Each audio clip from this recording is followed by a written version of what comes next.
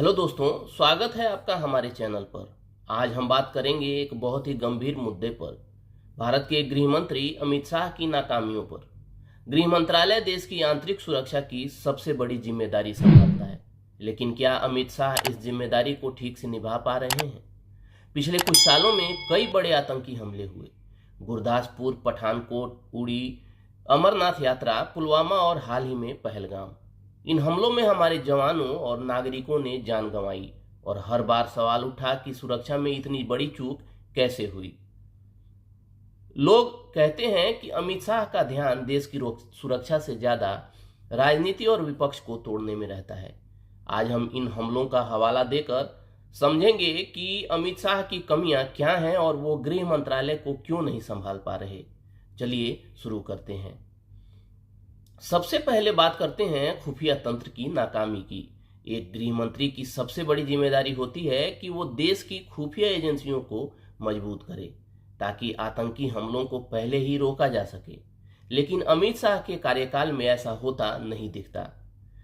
चाहे 2015 का गुरदासपुर हमला हो, 2016 का पठानकोट हमला या फिर 2019 का पुलवामा हमला, हर बार खबर आई कि खुफिया एजेंसियों को हमले की पहले से कोई ठोस जानकारी नहीं थी। ये हमले बताते हैं कि हमारा खुफिया तंत्र कमजोर है। अमित शाह ने गृह मंत्री बनने के बाद क्या कदम उठाए ताकि खुफिया जानकारी बेहतर हो? कोई बड़ा सुधार या नई नीति नजर नहीं आती। सवाल ये है, अगर गृह मंत्री का ध्यान सुरक्षा पर होता तो क्या बार बार ऐसी चूक होती? क्या हमारी एजेंसियों को और संसाधन, ट्रेनिंग या तकनीक नहीं दी जा सकती थी? इन हमलों से साफ है कि खुफिया तंत्र को मजबूत करने में अमित शाह नाकाम रहे हैं। अब बात करते हैं सुरक्षा व्यवस्था की कमियों की। गृह मंत्रालय का काम है कि देश की सीमाएं, सैन्य ठिकाने और संवेदनशील इलाके पूरी तरह सुरक्षित हों, लेकिन अमित शाह के समय में बार बार ये व्यवस्था कमजोर दिखी है। उदाहरण के लिए उरी हमला और अमरनाथ यात्रियों पर हमला, ये दोनों ही ऐसे इलाके में हुए जहां सुरक्षा सबसे ज्यादा सख्त होनी चाहिए थी। फिर भी आतंकी आसानी से घुस आए और हमला करके चले भी गए। हाल ही में 2025 का पहलगाम हमला तो और भी चौंकाने वाला था। पर्यटकों की सुरक्षा का कोई इंतजाम नहीं था और बिना सुरक्षा बलों को सूचित किए इलाका खोल दिया गया था। ये सब दिखाता है कि अमित शाह की अगुवाई में सुरक्षा इंतजामों पर ध्यान नहीं दिया जा रहा।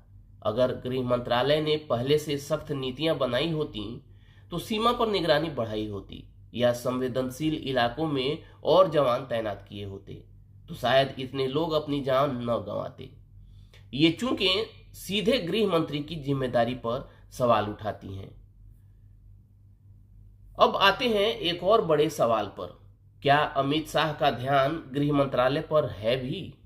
कई लोग कहते हैं कि अमित शाह ज्यादातर समय राजनीति में व्यस्त रहते हैं। उनका ध्यान विपक्ष के नेताओं को तोड़ने और उन्हें खरीदने और अपनी पार्टी को मजबूत करने की रणनीति बनाने में लगा रहता है। चाहे वो अलग अलग राज्यों में सरकारें बनाने की कोशिश हो या विपक्षी नेताओं को अपनी पार्टी में लाने की रणनीति, ये सब उनके समय और ऊर्जा का बड़ा हिस्सा लेता है। लेकिन सवाल ये है, अगर गृह मंत्री का ध्यान राजनीति पर ज्यादा और सुरक्षा पर कम है तो देश की सुरक्षा का क्या होगा? पुलवामा जैसे हमले हों या पहलगाम जैसे ताजा हादसे, इनसे साफ है कि गृह मंत्रालय को पूरे ध्यान और मेहनत की जरूरत है। अगर अमित शाह का फोकस सिर्फ राजनीतिक जीत पर है तो वो देश की सुरक्षा जैसी बड़ी जिम्मेदारी को कैसे संभाल सकते हैं? ये एक बड़ा कारण है कि लोग उन्हें नाकाम गृह मंत्री मानते हैं। एक और बड़ी कमी है जवाबदेही का अभाव। हर हमले के बाद अमित शाह या सरकार की तरफ से बयान आता है कि आतंकियों को सजा दी जाएगी, लेकिन सवाल ये है, इन हमलों को रोकने के लिए क्या किया गया? गुरदासपुर से लेकर पहलगाम तक हर हमले में वही गलतियां दोहराई गईं।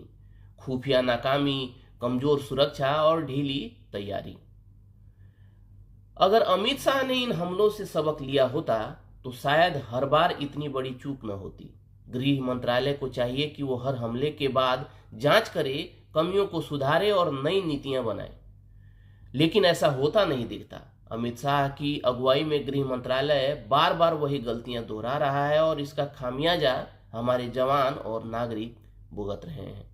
ये कमी दिखाती है कि अमित शाह न सिर्फ अपनी जिम्मेदारी ठीक से नहीं निभा रहे बल्कि वो गलतियों से सीखने में भी नाकाम है।